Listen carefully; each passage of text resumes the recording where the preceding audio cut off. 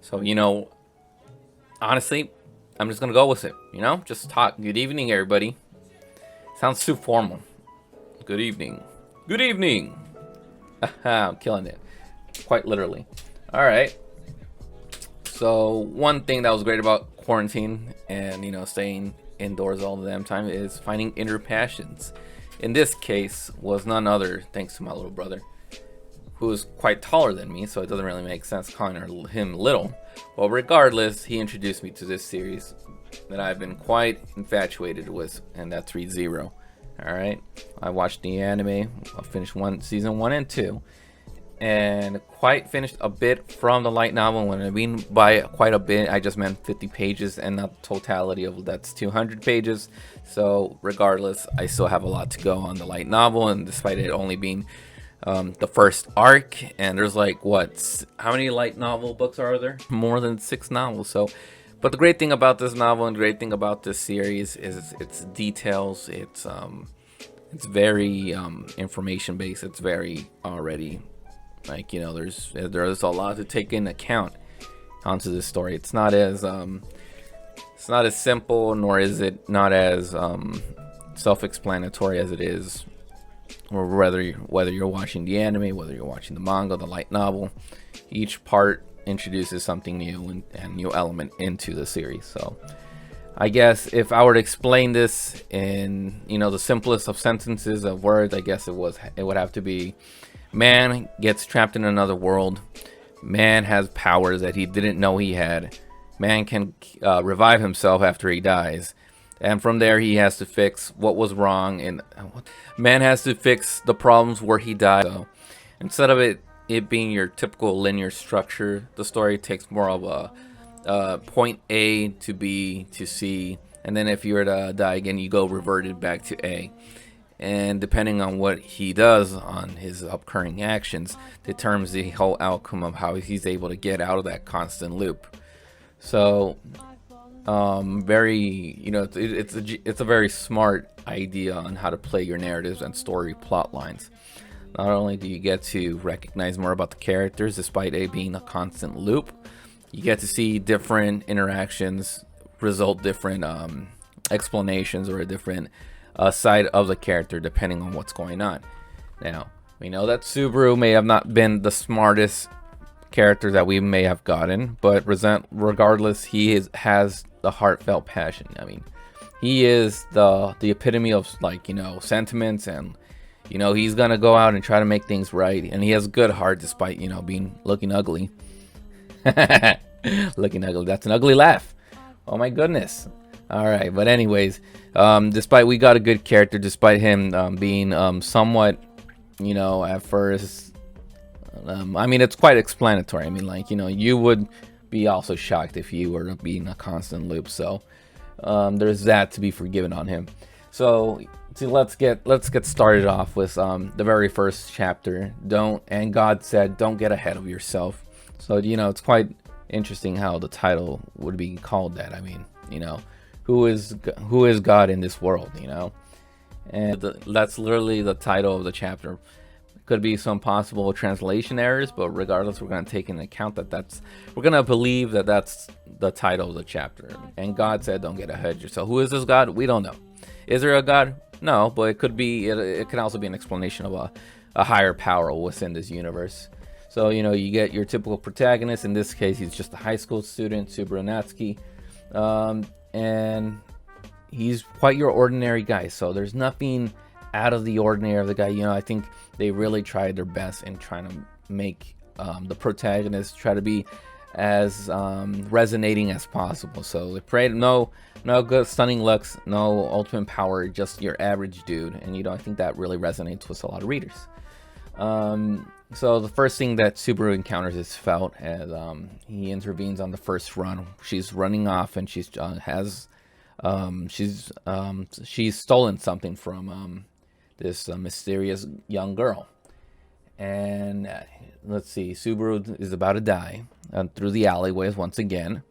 No, well, not once again. I mean, this is his first encounter going through the alleys, and as he is getting confronted by these bullies, or because they saw him having his lunch, because apparently he got transported to another world. And what I mean by lunch, I mean just his ramen.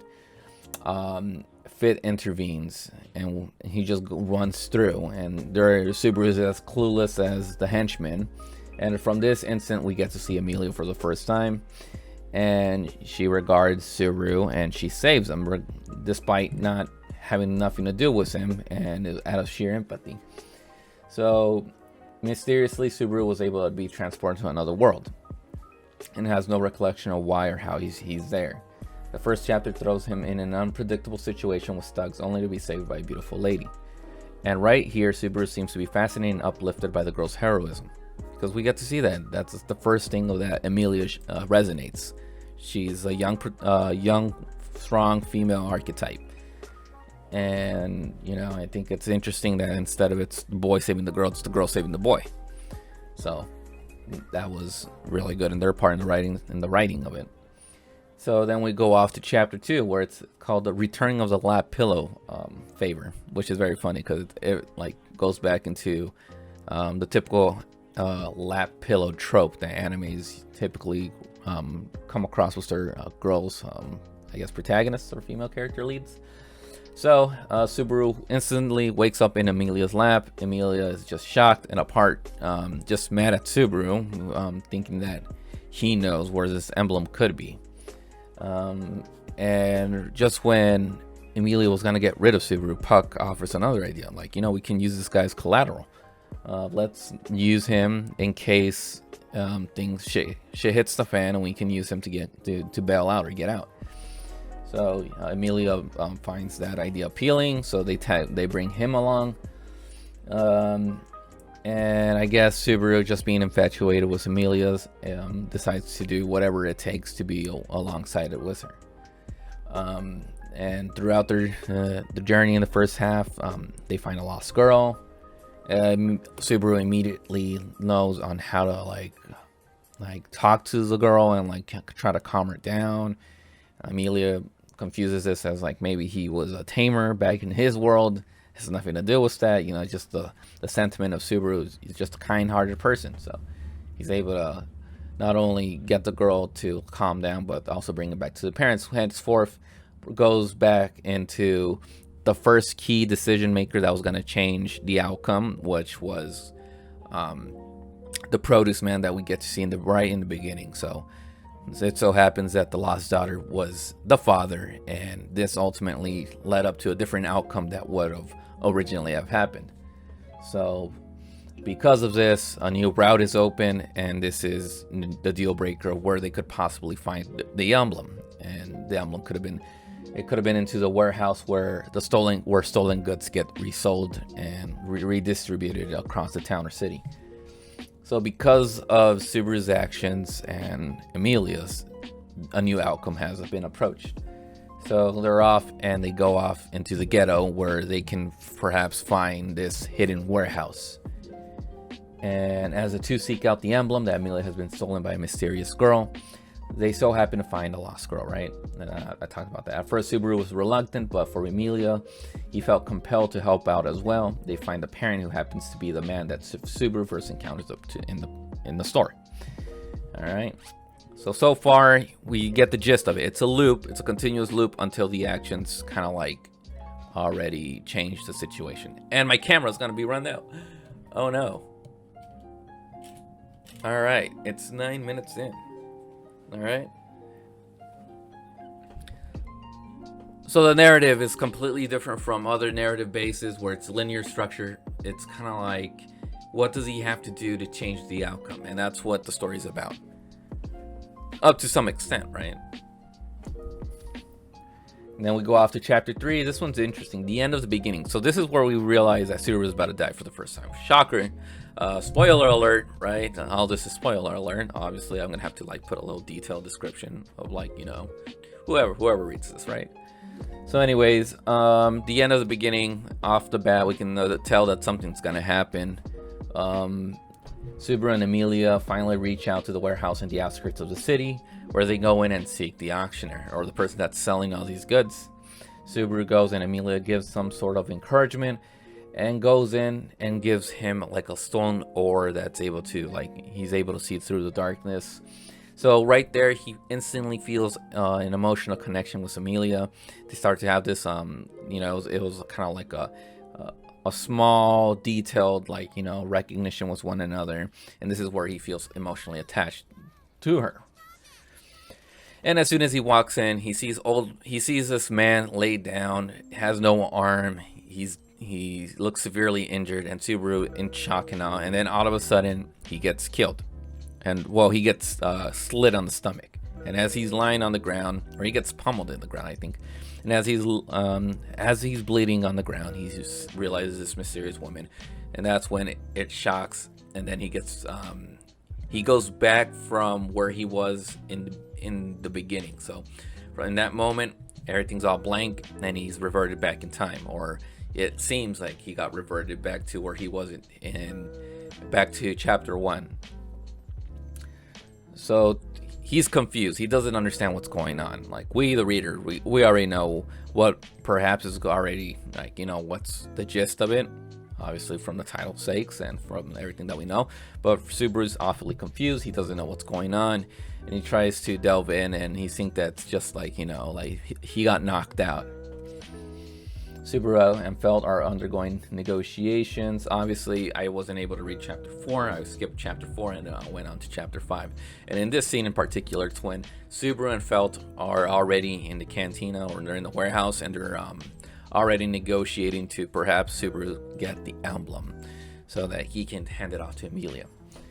So Rom claims that it could be sold for 20 sacred coins, not just the 10 that the character's called Elise is offering. So Felt is going to use Subaru as a collateral in the sense that he wants to raise up his price. So he's going to use Subaru's Meteor's phone as a way to negotiation price, which on her half, it's quite logical and reasonable. Like, you're down on the table, and she's trying to get the best out of her buck. Rom tells the customer, who is known to be Elisa, that Subaru's Meteor could be sold at a better price. This is what's going on. This is the negotiation that's occurring. And then as soon as Elisa offers 20 gold coins, Rom negates the 20 gold coins because he thinks that the Meteor could be sold at a higher price. It's no less. That's the key detail. It can be sold at least for 20 royal gold coins. Is it royal gold coins? I think so. Yeah, it's gold. Because there's two different kinds. Yeah, the Meteor. Media. Meteor. Something like that. We'll call it the M. We'll call it the M phone. The Meteor. The translation errors. All right. Well, we're gonna go with it. And, we're gonna start buying the books from here on out. Buy the books, fellas. Help out the writers. I'm gonna do that right now. As soon as for the latest chapter, we're gonna help out. Yeah, I need to start getting. I'm gonna get for the latest one as soon as the latest ones come out. I'll start buying them. I know. Subaru now knows he has been killed over and over. Oh yeah, because Elisa. Yeah, I know. Elisa then, after the negotiation has been canceled and gives it off to Subaru, she just starts she questions Subaru, who are you working for? Like, who are you gonna give it out? Who are you gonna give the emblem to? And Subaru, without knowing, just says to so and so, to Amelia, right? Eliza takes this as her final. Elsa views this as the final point, and she decides to go out and knock Rom, Felt, and Subaru. Or when I mean knock, I mean kill. So that was just another cycle that Subaru then realizes that has to be overcome. And then we finally realize on Volume 2, Chapter 6, Ending and Beginning, he gets back at where he started, and in this point he kind of like recognizes who is his foes, what does he need to do, and entirely at this point he kind of knows that he has to find a way on how to defeat Eliza or Elise. Elisa? What's her name? What's her name? Elise? Elsa? Fuck. My God.